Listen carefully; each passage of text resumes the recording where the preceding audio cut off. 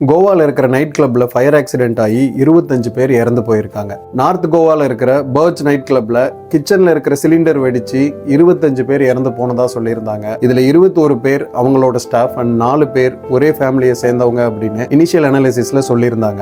கோவாவோட CM Pramod Chavan என்ன சொல்லியிருக்காரு அப்படின்னா, இது சிலிண்டர் வெடிச்சதுனால ஏற்பட்ட விபத்து இல்ல, இண்டோர்ல அவங்க யூஸ் பண்ண ஃபயர் ஒர்க்ஸ் தான் இந்த ஃபயர் ஆக்சிடென்ட்டுக்கே காரணம் அப்படின்னு சொல்லியிருக்காரு. இது வரைக்கும் 4 பேர் அரெஸ்ட் பண்ணியிருக்காங்க.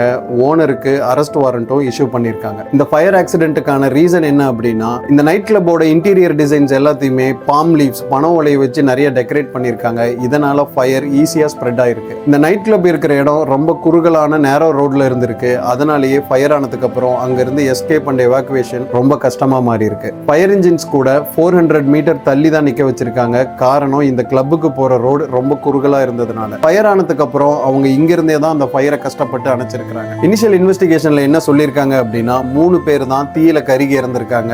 மீதி 22 பேர் உள்ள ஏற்பட்ட புகை மூட்டத்தாலையும் கூட்ட நெரிசலையும் தான் இறந்ததா சொல்லியிருக்காங்க. இந்தியாவோட prime minister, president, opposition party leader, மற்ற பொலிட்டிக்கல் லீடர்ஸ் எல்லாருமே அவங்களோட இரங்கலை இதுக்கு பதிவு பண்ணியிருக்காங்க. இந்த கிளப் எந்த ஒரு ரெகுலேஷன்ஸ் அண்ட் ரூல்ஸையுமே ஃபாலோ பண்ணல அப்படின்ற ஒரு நியூஸ் வந்திருக்கு. அப்போசிஷன் லீடர் ராகுல் காந்தி என்ன சொல்லியிருக்காருன்னா, இது ஒரு ஆக்சிடென்ட் இல்ல, ஒரு கொலை.